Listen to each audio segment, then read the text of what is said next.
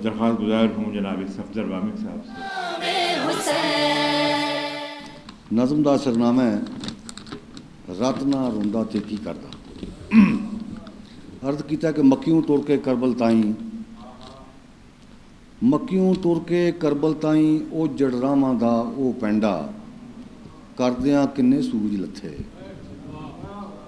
मक्कियों तुर के करबल ताई ओ जड़रावां दा ओ पैंडा करदियां किन्ने सूरज लथे। किन्नियां रातां कौड़ियां होईयां वेले किन्ने रूप वटाए, किन्ने रंग रुत्तां ने बदले, किन्ने दुख मुजस्सम हो के एक वफा दे पांदी पिछे डिगदे टहंदे टुरदे टुरदे अन्ने बोले मोड़ां उत्ते निम्मू झान खलोते रह गए।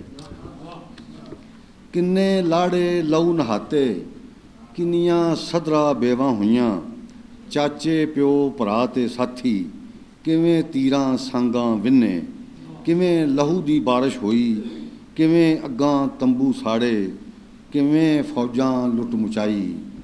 कोई ते ये वर्के भी थुले, कोई ते ये वर्के भी थुले। अखीं वेख के सब कुछ होंदा ओ तस्लीम रज़ा दा पैकर, सिदक सफा नूं सीने ला के जंजीरां दे जेवर पा के पुरखां दी अज़मत दा वारिस बचिया खुचिया सीने ला के।